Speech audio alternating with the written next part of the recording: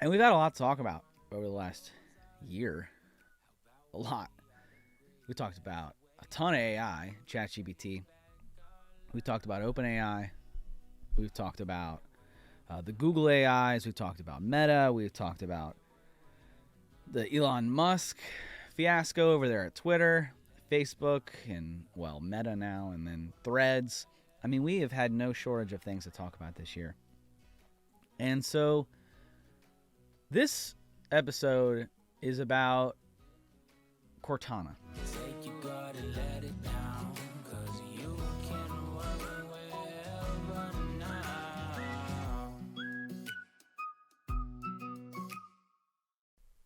Welcome into the Work Wherever podcast. I'm your host, Roy Edwards. This is the podcast we talk about AI automation, the ability to work wherever so you can live every day like it's Saturday. And we've had a lot to talk about over the last year. A lot. We talked about a ton of AI, ChatGPT. We talked about OpenAI.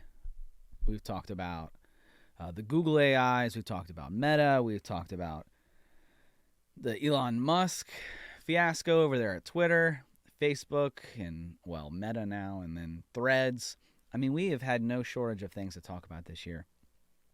And so this episode is about Cortana. For those of you who don't know what Cortana is or was an AI assistant for Microsoft. Cortana got its start really with, and this is why this one hurts me, is I was a big Halo fan. Big. Loved Halo. In fact, I played probably too much Halo. Halo's a video game. I believe is it Blizzard or Bungie? I don't know. It's on the Xbox, which, if you don't know, Microsoft owns Xbox.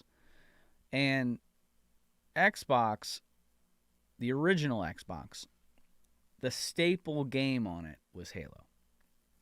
And Halo was this shooter game, or is this shooter game. It's still around. Is this shooter game where, you can play the story mode. The story mode's fine. It's cool. You're like a Marine from the future, and you have to, save the world and do all that other fun stuff, right? You're in space, and you have to shoot these people called the Covenant. The Covenant are these like aliens that have you're fighting them off. Well, in your helmet is this little friend, this female voice, and her name is Cortana. And so Cortana helps you with like directions around different maps and choosing weapons and identifying things. And Cortana is this like helper, assistant, if you will. This artificial intelligence inside your helmet as you're playing the video game. Well, fast forward a couple years, and Microsoft implemented Cortana into Windows.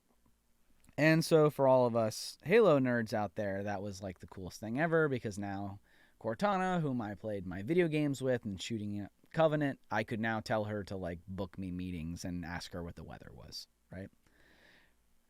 I always thought that Cortana was going to turn into like your AI assistant, and that they were going to start putting it in helmet. Like, I thought that there was a clear vision and a clear path here to integrate Cortana just like the way that they did it in the Halo video games. Well, unfortunately, friends, all of you who thought this was the same path, Microsoft has killed Cortana.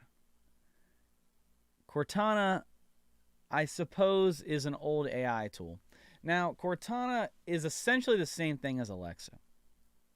So if you like Alexa and you think Alexa is cool, which there's nothing wrong with that, and then the Google Assistant, Siri, Cortana, they're all the same breadth of virtual assistant, intelligent assistant. In fact, you used to be able to run Cortana on Alexa devices. You could be like, hey, Alexa, open Cortana. And Cortana would open up, and she'd have access to all your Microsoft stuff, and you could ask her the same weather questions if you really wanted to, but why would you do that? Because you had Alexa. But you could ask her about your your meetings, your emails, your notifications, anything to do with your Microsoft profile and your Microsoft 365, which was really cool.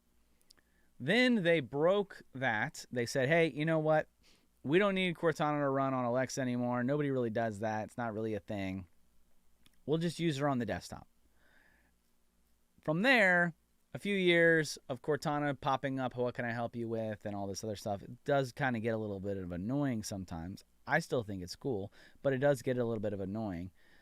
Now they're saying August 23, which, hey, we're here. No longer supporting Cortana. At least as a standalone application. So, why? Why now to destroy Cortana? So, they're shifting everything to the web, which is a very interesting take here. So, the standalone application, Cortana on Windows, it was essentially a desktop application that ran within the Windows platform. It ran on your start. And maybe that'll still be a part of this, but what they're in the article released by Microsoft, they're pushing you to the web browser. So in the release and in the shutdown of Cortana, they are saying, however, you can still access powerful productivity features in Windows and Edge, which has increased AI capabilities, which is this Bing chat and OpenAI that we've seen over the last 8, 9, 10 months, which have increased AI capabilities. This means you can still get help with your tasks, calendar, and email, but in new and exciting ways.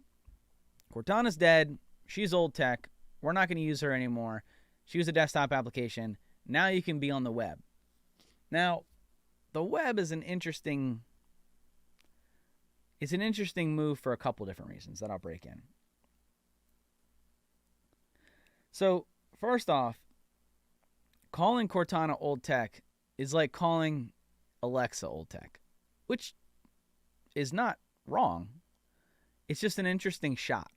It's a definite shot at Amazon to say, hey, that's old stuff. We're not going to do that anymore. That's old.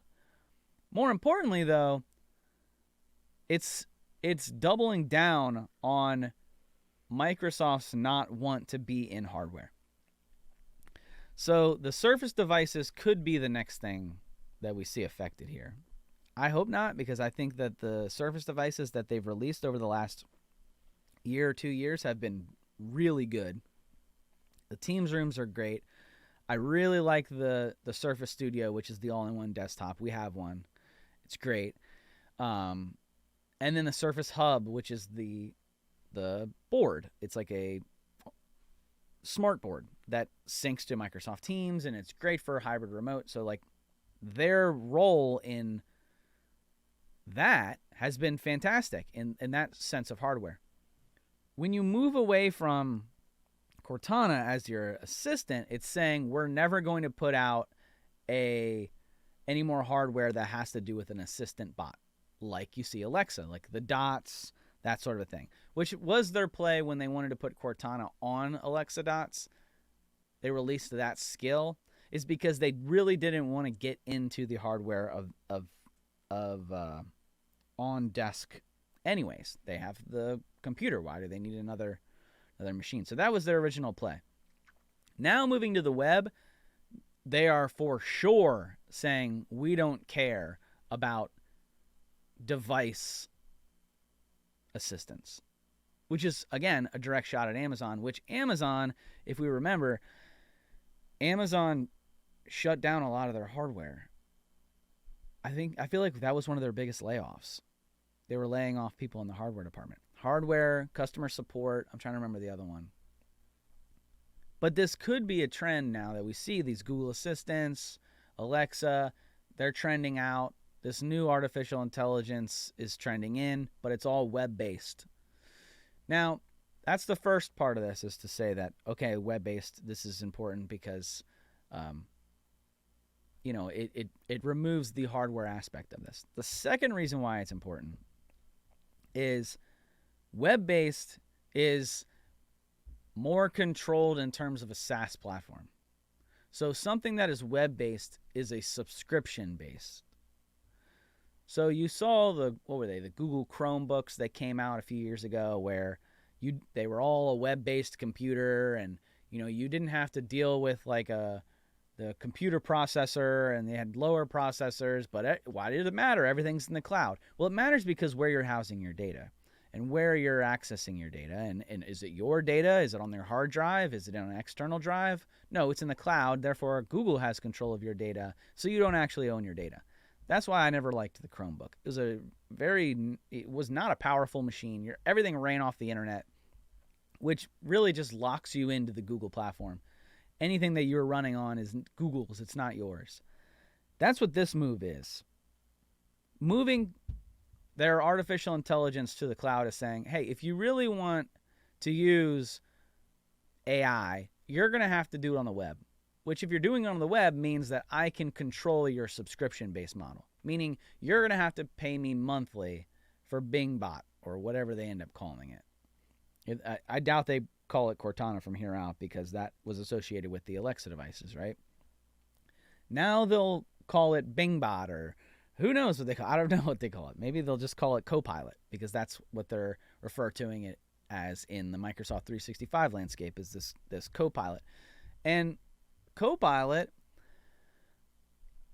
has been pretty successful thus far, but it's obvious that they're lining Copilot up to be a SaaS, to be a software as a service, to be something that you have to pay for. Now, that's where I've been saying that all artificial intelligence is heading. It's all headed towards a SaaS application. We're going to have to pay for it. It's going to have to be a monthly fee, and we've already seen the inefficiencies with it. It's going up and down in its accuracy. So is it ready for a SaaS platform? I don't believe so, but they're going to push it anyways. And you could argue that putting it as a SaaS platform could increase its productivity, and it could increase its efficiency, because you wouldn't have the people who are just jumping on a free platform and typing random things and giving it random prompts and messing with its algorithm. You could argue that. I don't know if that's valid or not, but there's certainly an argument to be had there. But what does this mean for Cortana? Why do we care? It's one more step towards data control. All of your data being put into a SaaS, all your data being put onto the internet, being put into a cloud platform. This enhances the Azure platform, because you're going to have to access it through the web, through Edge. So this enhances Azure's cloud computing. Put your data in the cloud so that you can use your Copilot against it. Therefore, Microsoft owns your data. You're stuck into that cloud subscription. If it was on your desktop, you could access desktop applications. Maybe you could access information that was on your desktop, data that you owned and housed locally. No more. Give us all your data. We are in gold rush time for data. Give us all your data. Give your data. Give it. And that's why you've seen Threads come. That's why they put so much money in Threads. That's why Elon purchased Twitter, or now X, which is so stupid. Why would you buy a company for $40 billion,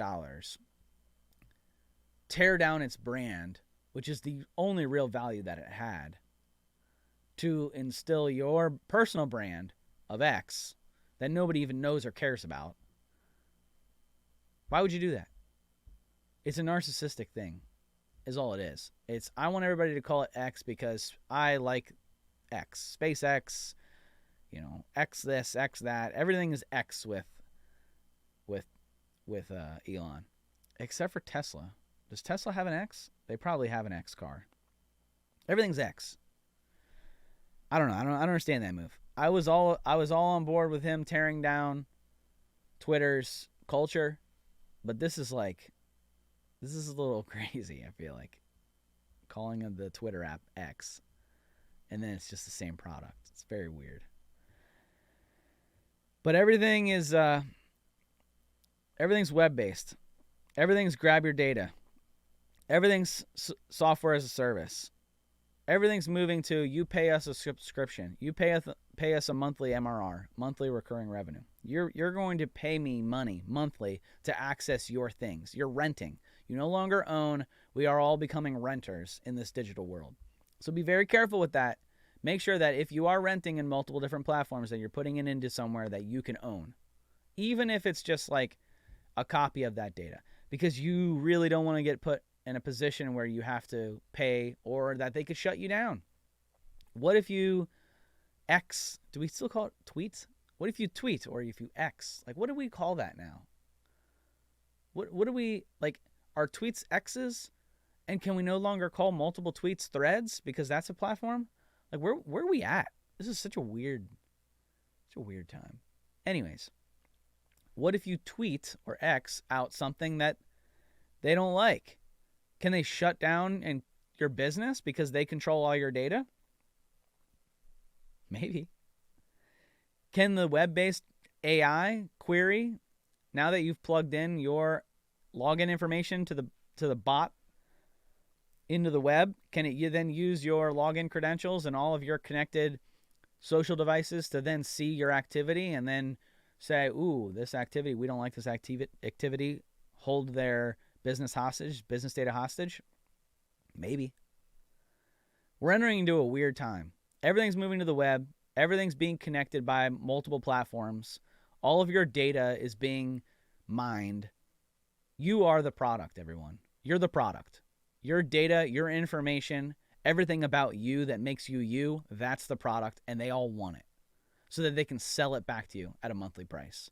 Be very careful about what happens and what you do over the next 6 months. If you're going to be using these AIs, create a burner account. Go create some random Outlook or Hotmail or Gmail or whatever burner account so that you can use it there, because they are housing all of your information.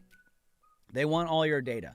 It's you against the bot right now. It's not Terminator you against the bot, but it's you against the bot to control your data. That's where it's at right now.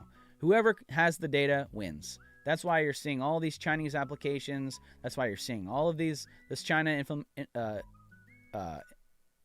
forces, these hacks, all of this stuff, right? China wants your data. But guess who also wants your data? America wants your data. Corporations want your data. Everybody wants your data right now. Be careful who you give your data to. Next 6 months, protect it like it's money. Protect it like it's gold, because it is. Thanks for hanging out, guys. Hopefully you learned something or enjoyed the show. We do this free, so if you could share this out, like, subscribe, do all those fun things. Thanks for hanging out, guys. And until next time, see you.